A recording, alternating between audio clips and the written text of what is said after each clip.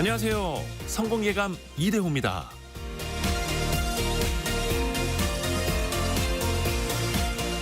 노력 없이는 결실도 없다는 말, 너무나 당연하지만 그렇게 너무나 당연한 사실을 우리는 때로 잊고 삽니다.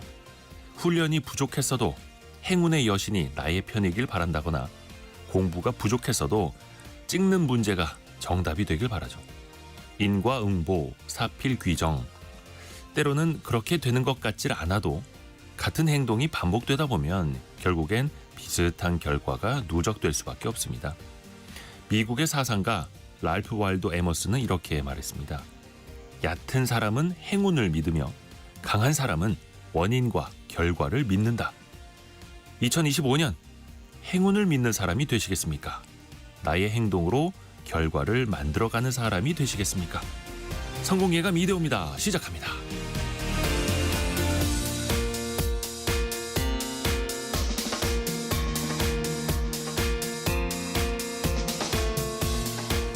안녕하세요. 이대호입니다. 2025년 1월 2일 목요일 아침 또 함께해 주셔서 감사합니다. 임근재님이 새해가 밝았습니다. 올 한 해는 좋은 일만 가득했으면 좋겠어요. 이렇게 보내주셨고요. 우리 청취자 여러분에게도 좋은 일만 가득하시길 바라겠습니다. 어제도 저희는 생방송으로 함께했고요. 오늘도 왠지 월요일 같은 목요일 함께해 주셔서 감사합니다. 경제상식 퀴즈 나갑니다. 경제상식 퀴즈 정답이 두 글자네요. 두 글자. 파이낸셜 타임스에 따르면요. 세계적인 반도체 기업 엔비디아가 올해 상반기 휴머노이드 이건용 컴퓨터를 출시할 예정이라고 합니다. 엔비디아가 이제 AI 다음으로 차세대 성장 동력 이걸 택한 건데요. 사전에 정해진 규칙에 따라서 스스로 판단해서 행동하는 기계를 뭐라고 할까요? 스스로 판단하고 스스로 행동하는 기계. 예전에는 이것 태권브이 시절도 있었고 휴머노이드 로봇의 원조 아니겠습니까? 이거 세 글자로 쓰시는 분도 계시는데 표준 표기법으로는 두 글자 시옷 받침으로 끝납니다. 이용성님, 이미정님, AI 뭐 이렇게 보내주시는데 그 AI를 활용한 이것이 되겠습니다.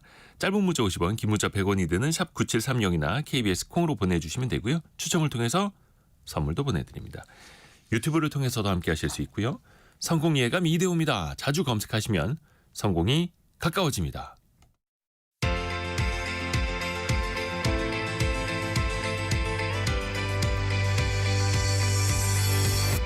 KBS 1라디오 성공예감 이대호입니다.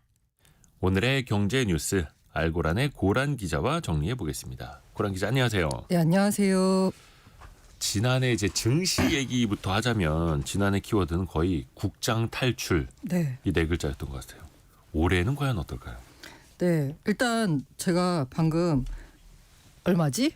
시작은? 이라고 증시를 확인해 봤는데 네. 안 뜨더라고요. 뭐지? 봤더니 이제 오늘은 10시에 개장합니다. 네. 종료 시간은 평소와 같이 오후 3시 30분이고요. 첫날이라서 10시 시작하고 제가 첫날이잖아요. 영업일 기준으로 보자면 네. 좋은 뉴스로 시작하고 싶습니다. 그래서 제가 모으고 모아서 좋은 뉴스를 갖고 왔습니다. 어렵게 찾으셨겠네요. 네. 어렵게 찾아서 올해 증시가 올해는 다르다라고 전문가들이 전망을 했다라고 합니다. 네. 한국경제가 국내 펀드 매니저 100여 명을 대상으로 조사를 했거든요. 근데 펀드 매니저한테 다 설문을 돌린 거예요. 올해 우리 증시 어떻게 생각하세요? 라고 그랬더니 이른바 이제 상반기에 코스피가 완만한 상승세를 보일 거다라고 했고요. 코스피 지수 상단은 2,500에서 한 600선, 2,600선을 보는 응답이 제일 많았고요. 그래서 뭐 다 합쳐 보니까 국내 펀드 매니저 중 90% 이상이 어쨌든 올해보다 코스피 지수가 전년보다는 나아질 거다라고 답변을 했습니다. 특히 이들 가운데 가장 많은 40%가 코스피 지수 상단을 2,600보다 높게 예측했거든요. 네. 지난해 말 종가 약 2,400으로 치자면 한 8% 이상은 오를 것 같다. 뭐 사실 지난해 나스닥이 33% 올랐잖아요. 그렇죠. 그거에 비하면은 소소한 수치긴 하지만 우리 코스피 지수가 지난해 10% 하락한 걸 생각하면 야 그래도 올해는 오르겠다라는 생각이 듭니다. 아무래도 고환율, 국내 정치 상황, 밸류업 정책 같은 게 코스피 지수 상승폭을 결정하는 주요 변수다라고 답변을 했습니다. 사실 2024년이 너무 힘들었기 때문에 거기서 뭐 더 나빠지기도 어렵기도 해요. 네. 약간 기저효과 아닙니까? 약간 그런 면이 없잖아 있습니다. 네. 사실 아마 여러분 청취자 여러분들도 보시면 증권사가 전망을 내놓을 때 뭐 상고하저, 아, 상저하고 뭐 이런 식의 여러 가지 발언 네. 전망들 하거든요. 대체로 보자면요. 연말에 증시가 안 좋으면 상저하고예요. 그렇죠. 그게 좀 이어져요. 네, 연말에 증시가 좋으면 상고하저입니다. 그러니까 그 흐름이 쭉 이어진다라고 해서 저는 전망에도 관성이 있다라는 표현을 쓰거든요. 네, 그래서 이번에도 역시나 상반기 지금 조금 어려움을 겪겠지만 하반기에는 점차 나아질 거다라고 전망을 했습니다. 네. 1월 20일 날 트럼프 2기 행정부가 출범을 하잖아요. 이에 따라서 강달러가 지속되느냐, 증시 수급이 외국인 매도세에 따라서 어떻게 될까, 국내는 더군다나 뭐 여러 가지 내부 이슈 때문에도 경기 침체 우려가 있고요. 또 수출로 우리가 사실 먹고 사는데 수출이 둔화될 것 같다, 기업 실적은 뭐 좋아질 게 없다, 이런 것 등이 상반기 하방 압력으로 작용할 거란 예상인데요. 대내외의 불확실성이 어느 정도 해소가 되면 하반기에는 반등세를 나타낼 것이다라고 예상을 했는데요. 사실 이거는 어느 정도 기대가 섞인 예상으로 봐야 되긴 합니다. 예상인데 기대가 섞인 예상이다. 네. 그러면 그 중에서 지수는 잘 모르겠어도 어떤 업종만큼은 더 많이 성장할 것 같다. 네. 주가가 많이 오를 것 같다. 어떤 것들을 꼽았나요? 특히 펀드 매니저들은. 네, 제가 찾고 찾아가지고 좋은 소식 갖고 왔다고 했잖아요. 네. 그래서 비관론이 사실 그게 다랬잖아요. 예. 지난해 증시가. 특히 우리 증시는. 네. 그런데 올해는 펀드 매니저니까 더 기대가 되는 게 직접 돈을 굴리는 분들이잖아요. 네. 근데 그분들의 35%는 올해 1분기에 국내 주식 비중을 확대하겠다라고 답했어요. 비중을 줄이겠다라는 응답이 14%였거든요.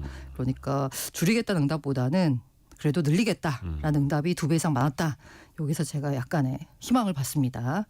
그런데 그럼 왜 도대체 국내 주식 비중을 늘리냐라는 이유에 있어서 조금 약간 웃펐는데요. 네. 웃프다는 표현이 맞나? 좀 슬펐는데요. 약간 네. 약간은 이유가 싸서. 네. 너무 싸서. 네, 실적 대비 주가 수준이 이른바 이제 낮은 밸류에이션, 이걸 이제 매수 이유로 꼽아서 그 부분은 조금 안타깝긴 했습니다. 중심 업종으로는 여전히 어쨌든 지난해도 AI였고요. 올해도 AI입니다. AI 관련, 그리고 우리가 잘 아는 조선, 바이오, 자율주행, 금융, 엔터 같은 것 등으로 아마 조금 좀 잘 나갈 것 같다라고 예상을 했고요. 역시나 뭐 미국 증시도 그렇고 우리 시장도 그렇고 AI 시장 성장이 이어지는 가운데 실적 중심으로 종목 간 차별화 나타날 거다라는 거였고요. 반대로 조정이 나타날 건 어디냐? 어딜 것 같으세요? 조정이 나타날 수 있는 분야. 글쎄요. 좀 전방 산업이 좋아야 되는데. 네. 2차 전지. 2차 전지. 특히 많은 분들이 투자를 하고 계시는데. 맞습니다. 이게 어쨌든 트럼프 행정부 2기잖아요. 전기차 보조금 줄어들 가능성이 크죠. 정책 관련 불확실성이 큽니다. 게다가 이른바 이제 캐즘이라고 하죠. 일시적인 수요 부진, 이것도 아마 계속될 것 같고요. 이 반도체도 부진이 조금 예상되는데 재고 조정 이어지고 있고 특히 중국과의 경쟁 구도도 심화하고 있기 때문입니다. 다만 반도체 같은 경우에는 이른바 약간 고성능 반도체 부분에서는 우리가 조금 기대할 부분이 있긴 하고요. 그리고 그럼 해외 주식은 어떨까에 대해서 펀드 매니저들은 1분기 해외 주식을 늘리겠다라고 다들 답을 했습니다. 비중을 축소하겠다라는 답변은 5%에 불과했어요. 우리는 14%거든요. 비중 축소가. 역시나 해외 주식 쪽에, 해외 증시에 더 기대를 걸고 있는 것 같았고요. 그다음에 우리 증시가 좋은 게 싸다라는 거였잖아요. 네. 근데 미국 증시의 나쁜 점은 비싸다는 거예요. 근데 이제 미국 증시는 비싼 게 계속 비싸지고 있고. 맞아요. 그래서 우리는 싼 게 더 싸지고 네, 있고. 그 밸류에이션 부담에도 불구하고 미국으로 자금 쏠림 올해도 이어질 것 같다라고 예상을 했습니다. 비중 축소 응답이 많았던 전문가들의 펀드 매니저의 예상은 어디였냐면 현금과 원자재였습니다. 일단은 펀드 매니저들도 국내 증시 비중을 확대하고 싶다라는 사람이 35%였는데 근데 어찌됐든 간에 펀드에 자금이 들어와야 산다라는 거고 펀드 자금을 맡긴 사람들이 빼나가면 어쩔 수 없이 사고 싶어도 팔 수밖에 없다라는 게 사실 또 현실이기도 하고요. 여객기 참사 이후에 소비자들이 항공권 예약이라든지 여행 이런 것도 또 많이 취소한다 하더라고요. 맞아요. 항공사들의 재무 현금 상황은 어떨까요? 사실 항공사들이 돈을 버는 거는 티켓 팔아서 돈 버는 거잖아요. 네. 근데 취소가 이어지고 있으면 당연히 현금 상황이 좋을 수가 없겠죠. 금융감독원 전자가 공시 시스템에 따르면요. 제주항공이 고객들에게 판매한 항공권의 선수금이 2,600억 정도 됩니다. 국내 저비용 항공사 LCC 중 가장 큰 규모예요. 2위가 티웨이항공이거든요. 여기가 1,843억이니까 여기보다도 약 40%나 많습니다. 제가 아까 선수금이라는 표현을 썼는데요. 네. 선수금은 미리 주는 거죠. 네. 그러니까 기업이 제품과 서비스 지급을 약속하고 고객에게 미리 받는 돈을 의미합니다. 항공사 입장에서 보자면 사실 이 항공기 티켓 값이에요. 그 티켓을 팔 때 서비스를 제공한 건 아니잖아요. 그 네. 파는 시점에. 그런데 앞으로 제공할 거예요라고 해서 티켓을 파는 거잖아요. 네. 그래서 티켓 값을 먼저 받음으로써 항공사는 고객에게 항공 서비스를 제공할 의무가 발생하기 때문에 요거는 계약 부채가 됩니다. 그리고 선수금에 해당한 서비스를 제공한 시점, 다시 말해서 항공권을 사용했을 때 그때 항공사 수익인 매출로 바뀝니다. 그렇죠. 그러니까 지금 현재 티켓을 판 상태에서는 회사로 돈이 들어오긴 하지만 이거는 부채로 잡힙니다. 그렇죠. 그리고 실제로 고객이 타야지 이게 매출이 되는 거예요. 그런데 이제 항공사 입장에서는 이렇게 되면 미리 대금을 받는 셈이잖아요. 네. 그래서 이걸 유동성 자산으로 활용할 수 있기 때문에 회사 운영에도 쓰고 현금 흐름이 원활해진 효과를 봤는데 이번 참사 이후에 제주항공 항공권 환불이 빗발친 상황입니다. 그러니까 지금 티켓을 팔았는데 이게 부채로 잡혔는데 이걸 그야말로 다시 돌려줘야 되는 상황인 거잖아요. 그러다 보니까 제주항공은 이 막대한 현금 유출을 겪을 것으로 전망이 됩니다. 또 하나가 정비는 잘 되고 있는가에 대한 걱정도 있을 수밖에 없는데 특히 저비용 항공사다 보니까 많은 사람들이 또 주목을 안 할 수가 없는 것 같아요. 네, 실제로 직장인 익명 게시판에 한 10개월 전에 올라온 글이 화제가 됐었어요. 제주항공 정비사인데 절대 타지 마라. 자기네 항공. 정비가 엉망이다라는 게 취지였거든요. 물론 그것도 이제 진위는 더 확인을 해봐야겠습니다. 맞습니다. 네. 근데 어쨌든 사고가 나니까 걱정이 될 수밖에 없고요. 실제로 한번 뜯어봤습니다. 정비 상황이 어떤지. 국토부 항공정보 포털 시스템이 있습니다. 여기서 보면 국토부가 권고한 최소 정비사 수 요건이요. 항공기 한 대당 정비사 12명입니다. 네. 그런데 8년간 16년부터 23년까지 LCC 5곳 가운데 국토부 권고 요건을 충족한 곳 제주항공, 이스타항공 유일합니다. 근데 8년간이라고 했잖아요. 네. 제가 아까 두 곳이 유일하다고 했는데 이 두 항공사가 그럼 이 조건을 매년 충족했냐? 아닙니다. 그냥 한 해 충족했어요. 평균 정비사 수를 보자면 2016년에 6.5명이었거든요. 2023년에는 10.9명으로 늘긴 했습니다. 많은 아까 제가 12명이라는 말씀드렸잖아요. 네. 요건 충족에는 미달이 됩니다. 사고가 났던 제주항공만 뜯어보자면 2019년에 12.04명으로 요건을 처음으로 달성을 했습니다. 그런데 23년에는 11.17명. 또 요건 충족 못했죠. 그런데 이제 이게 23년 통계거든요. 네. 근데 김희배 제주항공 대표가 브리핑에서 지금은 41대 항공기 기준으로 12.6명을 보유하고 있어서 국토부 기준 충족하고 있다라고 반박을 하긴 했습니다. 그러면 아까 제가 이스타항공이 유일하다 기준 지켰다는 것 중에 이스타항공도 보니까 21년, 23년 요 8개년도 가운데 2개 연도만 기준을 채웠습니다. 네. 그러니까 쉽게 말해서 연간 기준으로 따지면 LCC 5곳이 8년간 기준 만족한 경우 딱 3번에 불과합니다. 일단은 항공기 한 대당 정비사 몇 명이냐 네네. 이거다 보니까 항공기를 조금 줄이면은 이 규정을 또 지킬 수도 맞습니다. 있는 거고 네네. 분자와 부모 이 변동이 또 같이 좀 따질 필요 있기는 한데 일단 안전 기준을 그러면 안 지키게 되면 불이익은 없습니까? 이게 제가 2016년부터 23년까지라고 했잖아요. 네. 23년을 말씀드린 이유는 통계 이걸 감안하면 이해가 될 텐데 왜 2016년이냐 궁금하실 텐데 이게 2016년 1월에 LCC 안전 강화 대책의 일환으로 국토부가 내놓은 기준입니다.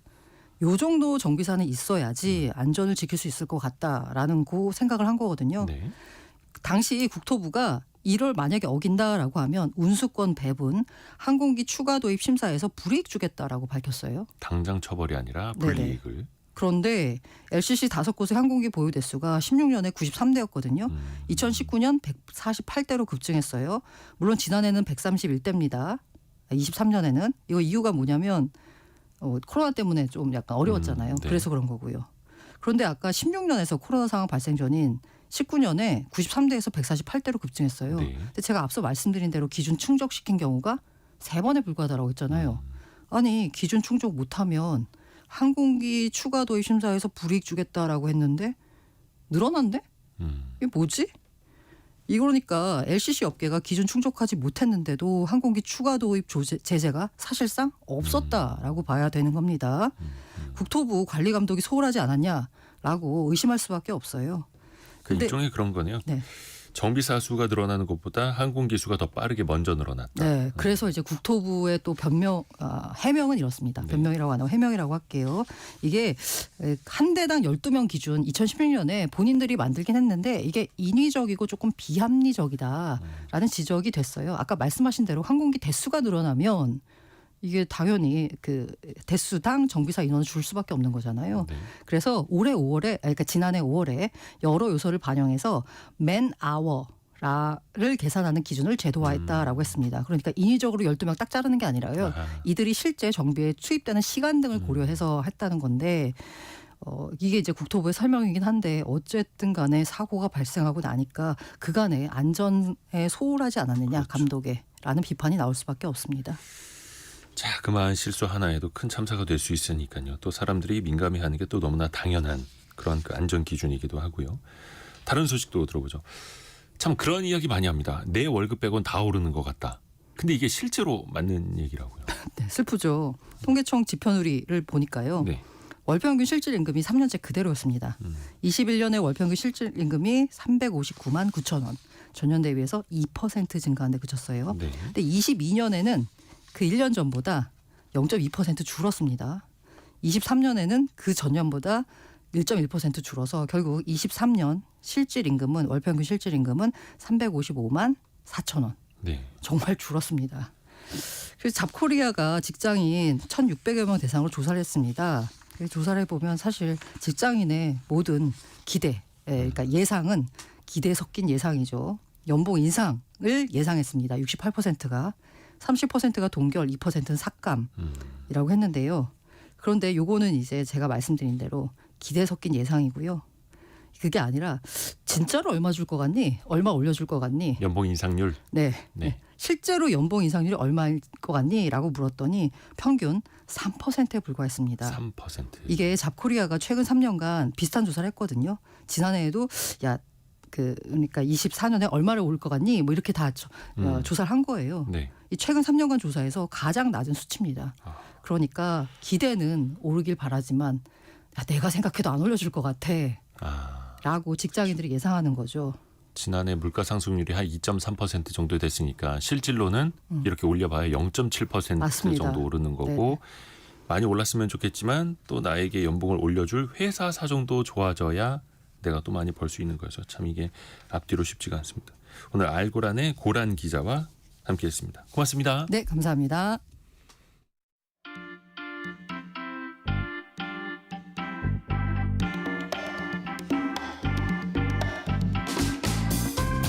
지금 여러분께서는 KBS 1라디오 성공예감 이대호입니다를 듣고 계십니다. 프로그램에 참여하신 청취자 여러분께는 추첨을 통해 Y스트릿에서 밝은 눈과 두뇌 건강, 활력까지 한 번에 와이즈 부스터를, 아름다운 식탁 창조 주비푸드에서 뿌리 담은 리얼 생 와사비를, 쉽고 빠른 판촉물 제작 시너지 기프트에서 무드 등 미니 가습기를, 그리고 성공예감에서 준비한 커피 쿠폰을 보내드립니다. 당첨자는 성공예감 이대호입니다 홈페이지에서 확인하세요. 8751님께서 새해라서 그런가 이대호 기자님이 정답도 알려주시고 고맙습니다라고 하면서 아까 경제상식 퀴즈 내드릴 때 제가 살짝 잘못 얘기를 한 것 같습니다. 휴머노이드 이것이라고 해야 되는데 휴머노이드 정답 얘기했다면서요? 저도 몰랐습니다. 뭐 그럴 수도 있죠. 새해 뭐 선물도 제가 많이 못 드리는데 경제상식 퀴즈 정답은 두 글자입니다. 스스로 작업하는 능력이 있어서 주어진 일을 자동으로 처리하는 기계, 그 두 글자인데요. 제조 공장에서 뭐 조립, 요즘에 또 용접도 하고요. 환경을 인식하고 스스로 움직이고 판단하는 지능형, 이것도 많이 나오고 있습니다. 엔비디아 테슬라 또 최근에는 삼성전자까지 사람을 닮은 인간형 휴머노이드 이것 개발 사업에 적극적으로 뛰어들고 있습니다. 우리 주변에서도 좀 볼 일이 있죠. 오윤정 님이 이것으로 서빙하는 그 식당에서 서빙하는 걸 봤는데 정말 너무 신기하더라고요. 정말 세상이 빨리 발전하는 것 같아요. 보내주셨고요. 최명희 님은 집안일을 대신해주는 이것이 있으면 좋겠습니다. 라고 이야기해 주셨거든요. 근데 실제로 미국에서 빨래 개는 이걸 개발하고 있더라고요. 그 관련된 영상을 봤는데 이제 제법 빨래를 잘 개더라고요. 사실 빨래 개는 게 제일 이것에게는 어려운 일 아닐까라고 생각을 했는데 그 비전으로 다 인식을 하면서 손목의 각도도 이렇게 적당히 잘 비틀어가면서 또 홍경미님은 나이 들어서 늦둥이 넷째 키우느라 너무 힘들어요. 아이 돌봐주는 이것이 있으면 얼마나 좋을까요? 1090님은 우리말을 사랑합시다. 정답 인조인간. 네. 근데 로보캅과 터미네이터의 차이를 아십니까? 터미네이터는 아예 이것을 기반으로 한 거고 로보캅은 인간을 이것으로 만든 거죠. 그 앞뒤가 좀 선우가 좀 차이가 납니다. 참고로 자 여러분이 생각하시는 정답 두 글자 짧은 문자 50원 긴 문자 100원이 드는 샵 9730 KBS 콩으로 보내주시면 됩니다.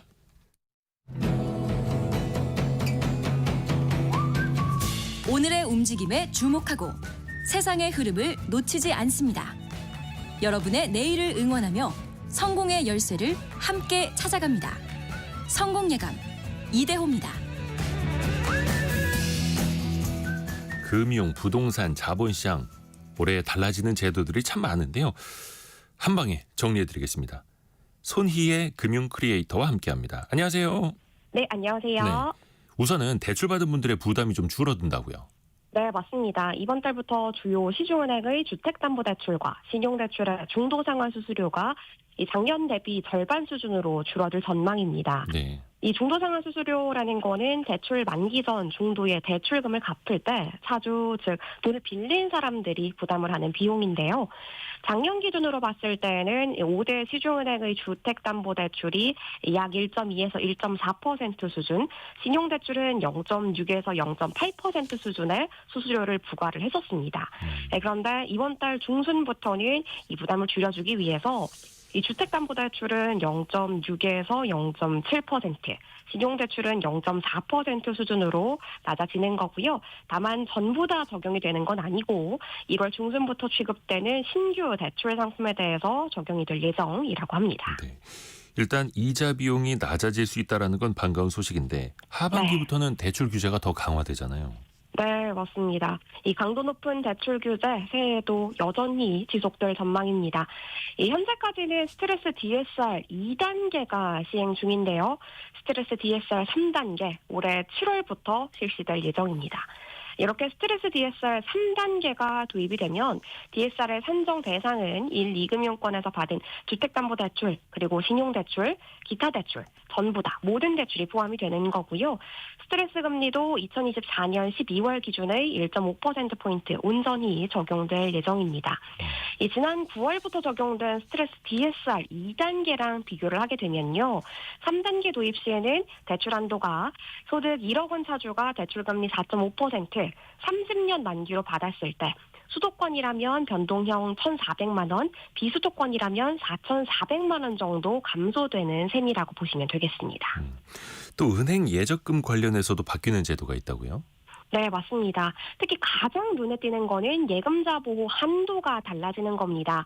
올해부터 예금자 보호 한도가 현행 5천만 원에서 1억 원으로 높아질 예정인데요.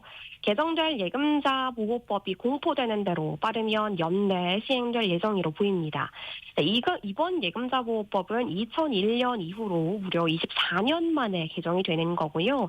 이 내용은 은행과 저축은행이 파산되더라도 각 은행당 원금과 이자를 합쳐서 올라가는 한도 기준으로 1억 원 이제 보호를 받을 수가 있는 겁니다.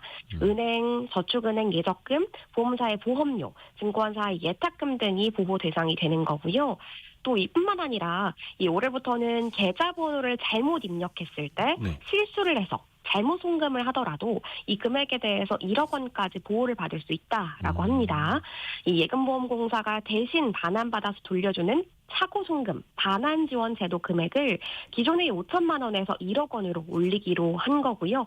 이 수취인의 자진 반환 요구 기간도 3주에서 2주로 단축된다라고 합니다. 또 청년 도약계좌의 가입자 혜택도 확대가 되는데요. 이 청년 도약계좌는 청년들이 돈을 조금 더 알차게 빠르게 모을 수 있도록 마련된 적금 상품입니다. 이 작년까지는 월 최대 2만 4천 원, 5년간 최대 144만 원 수준으로 정부 기여금을 제공해 왔었는데요.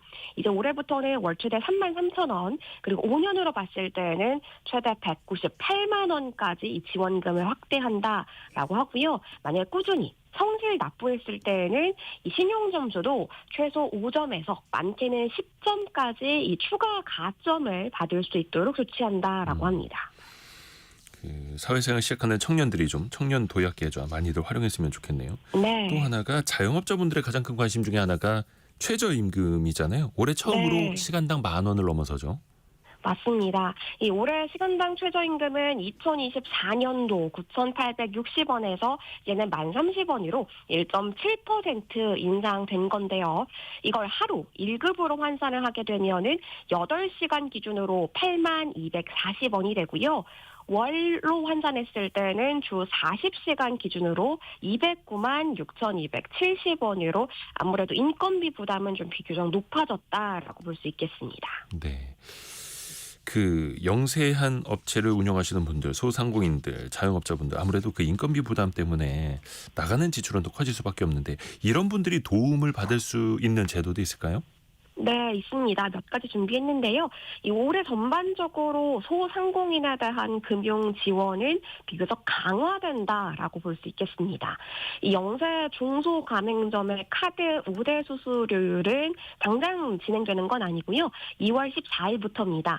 2월 14일부터 매출액 구간별로 0.05%에서 0.1%포인트 인하될 예정인데요. 아무래도 내수 부진의 상황이 계속 이어지다 보니까 이 자영업자들의 부담을 덜어주기 위한 조치라고 볼 수 있겠습니다. 연매출 3억 원 이하의 영세 가맹점이 대상이고요. 신용카드 수수료율은 0.4%로 또 체크카드의 수수료율은 0.15%로 인하됩니다. 이렇게 조치가 이뤄지면은 전국 가맹점의 96% 정도가 연간 3천억 원 정도를 덜 내는 셈이 되는 거고요. 토탈로 했을 때. 또 소상공인의 원활한 폐업 지원을 위해서 점포 철거비도 작년에는 250만 원까지만 지원이 됐었는데요. 이 올해부터는 최대 400만 원까지로 확대되고요. 아까 로봇 얘기가 나왔었는데 이 네. 서빙 로봇 및 키오스크 렌탈 비용도 사실 소상공인들에게는 굉장히 부담이거든요. 이 렌탈 비용 역시 70%까지 정부가 지원한다라고 합니다. 또 너무 장사가 안 돼서 폐업을 고려하시는 분들도 계시는데 빚이 너무 많아서 폐업도 할 수 없다 이런 분들도 많더라고요. 어떻게 좀 도움받을 수 있는 방법이 있을까요? 네, 있습니다. 올해부터는 소상공인 금융 지원 방안에 따라서 연체 전 차주, 돈을 빌린 사람들에 대한 맞춤형 채무 조정을 실시한다라고 하고요. 또 이에 맞춰서 소상공인 채무 조정 프로그램인 새 출발 기금의 신청 대상도 기존에 비해서 확실히 확대됩니다. 이 소상공인 차주의 장기 분할 상환, 금리 감면 등을 제공하는 맞춤형 채무 조정 쭉 다 도입된다라고 보시면 되는 거고요. 폐업자에 대해서는 저금리 그리고 장기 분할 상환, 상세 보증 대출 등이 시행될 예정이라고 합니다. 여러모로 기대를 해봐도 좋을 것 같습니다. 그리고 비상계엄 이 탄핵 정국 속에서 부동산 시장이 어떻게 될 것이냐 많은 분들도 또 기대 반 우려 반 또 이렇게 보고 계시는데요. 재건축 속도는 조금 더 빨라질 수 있다고요.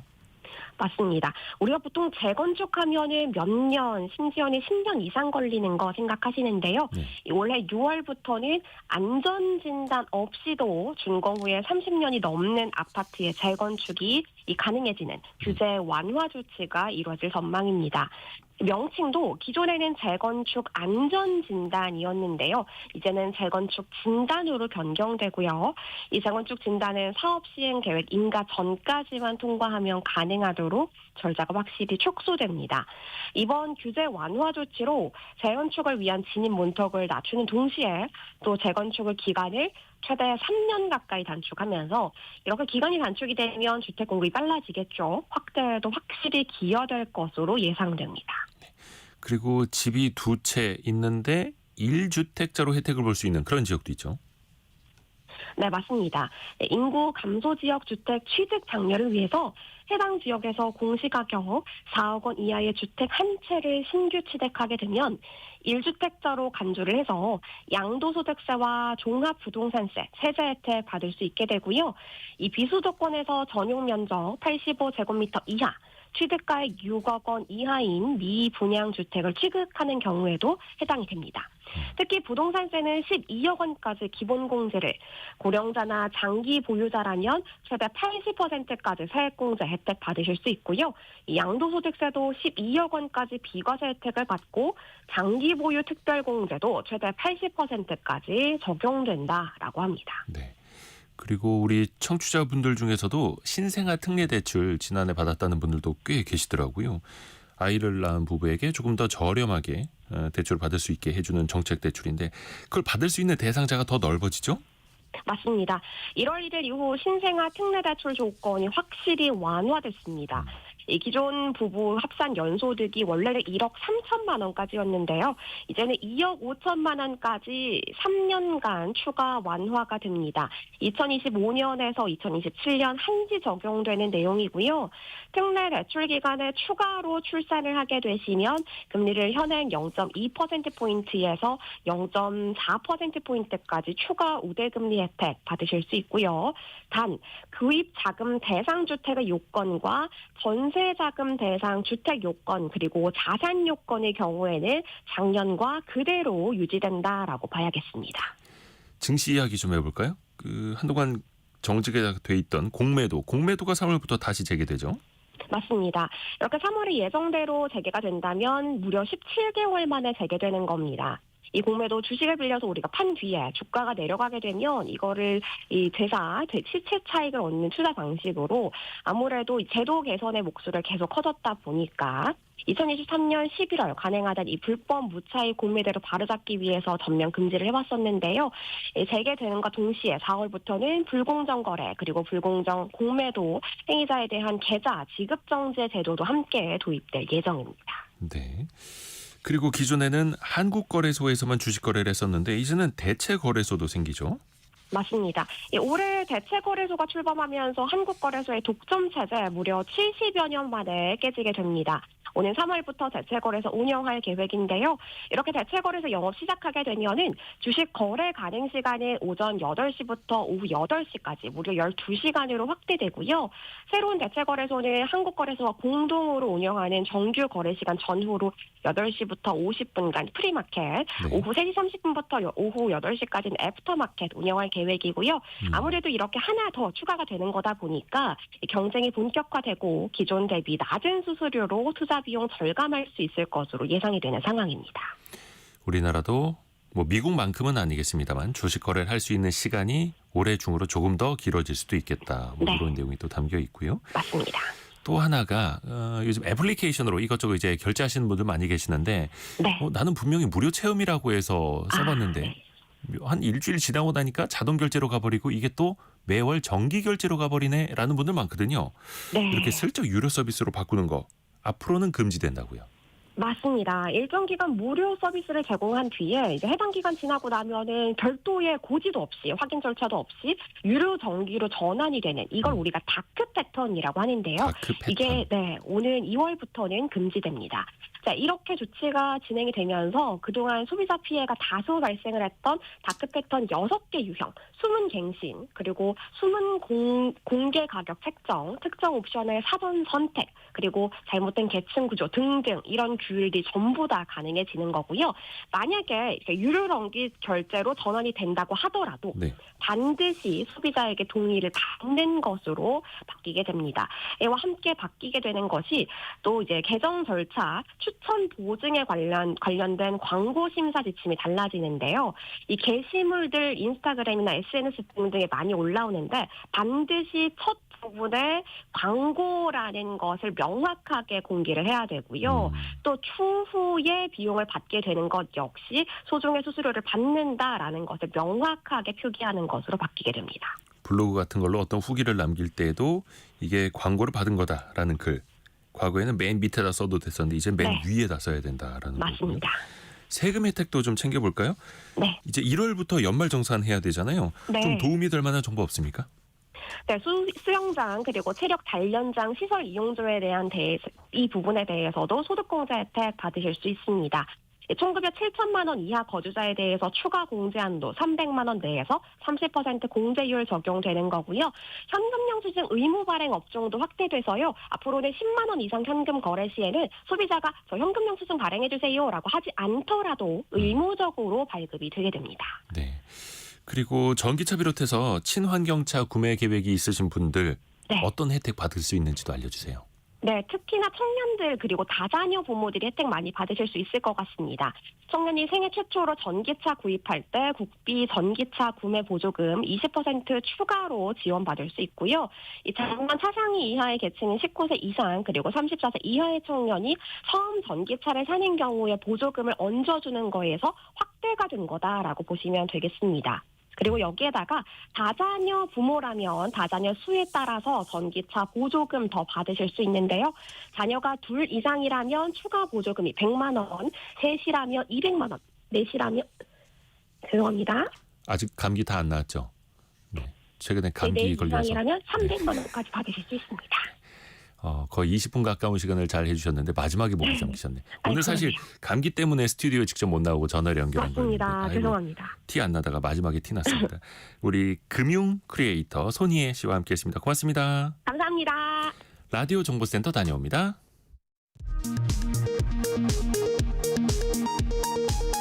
새로 임명된 정계선 조한창 헌법재판관의 임기가 시작됐습니다.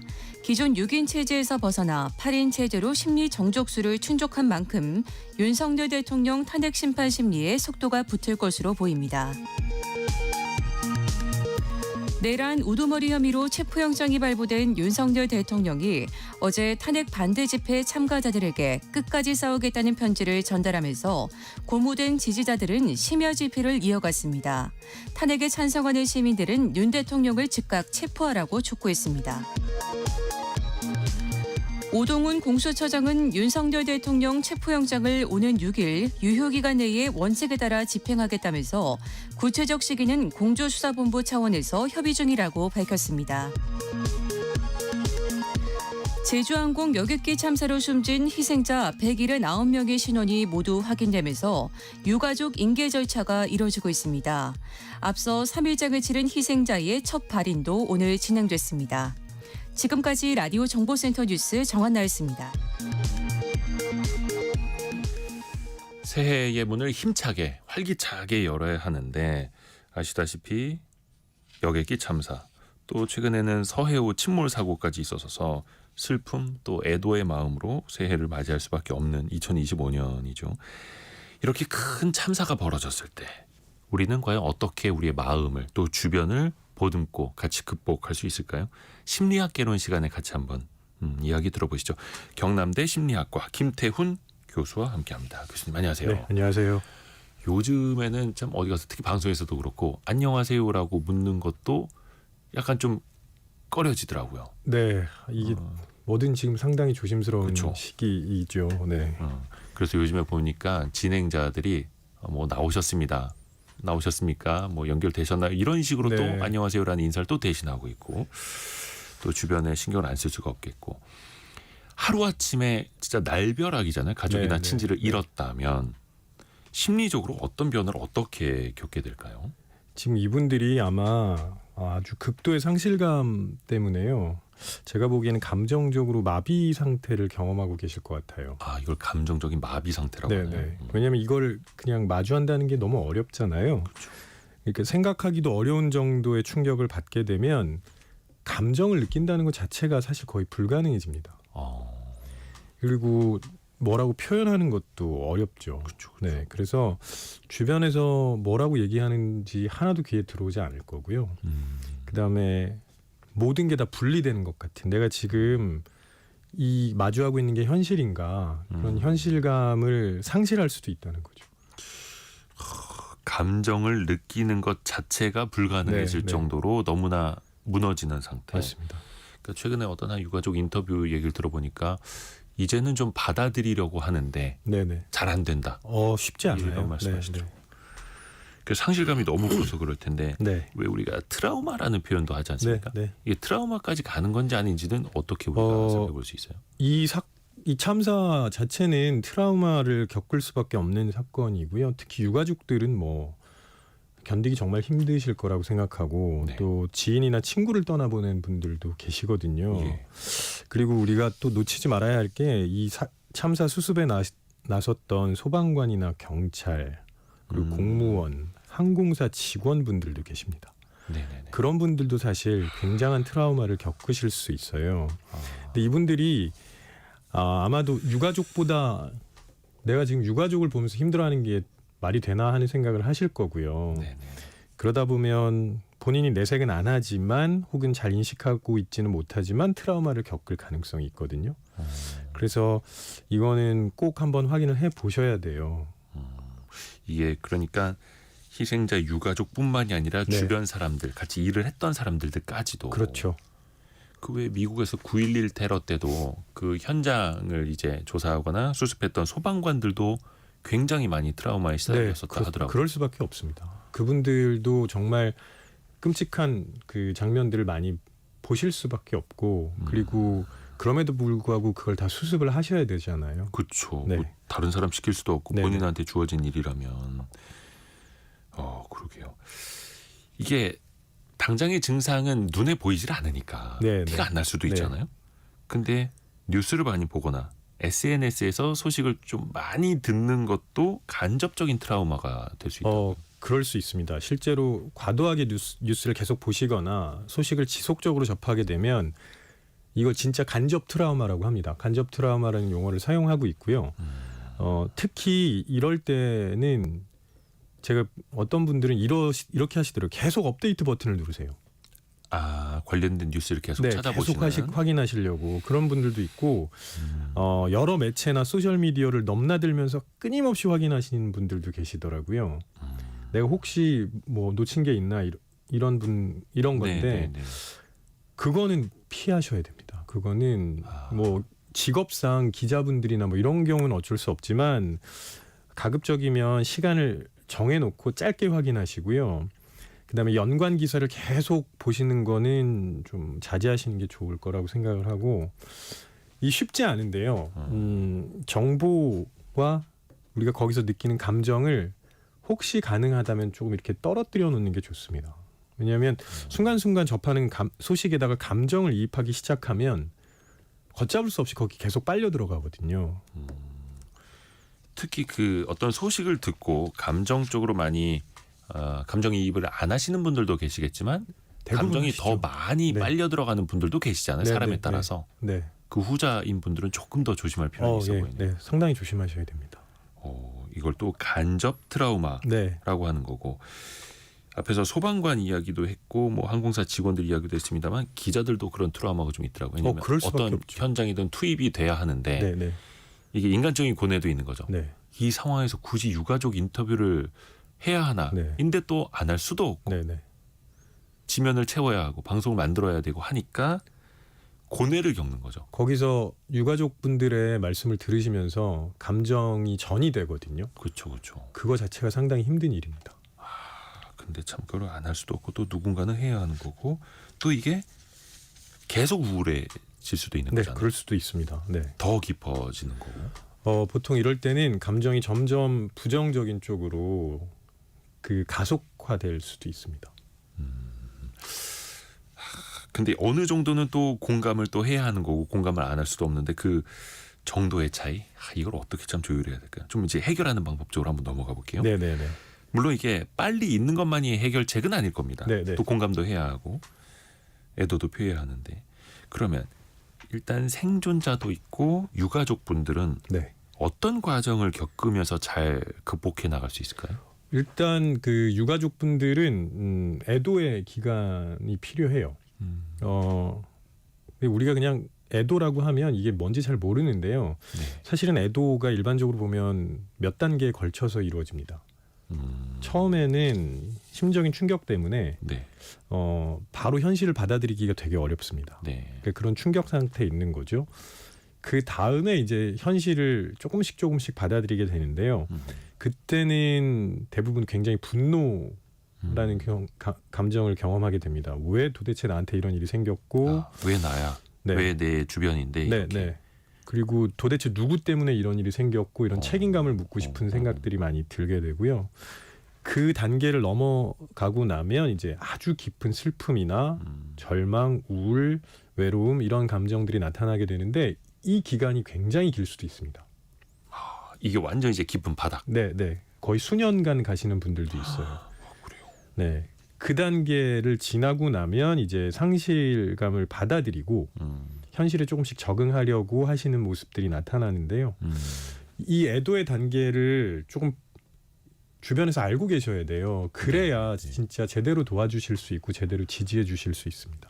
그 사람이 지금 어떤 충격을 받았는지 네. 어느 정도에 와 있는지를 주변에서 좀 알아주셔야 네, 되는. 그렇죠. 네. 주변의 도움이 필요하죠. 혼자 빠져나오기는 거의 불가능하고요. 특히 이제 뭐 예를 들어서 첫 번째, 두 번째 단계에서 아직 현실로 받아들이지도 못하고 혹은 굉장히 상실감 때문에 분노하고 있는데 네네네.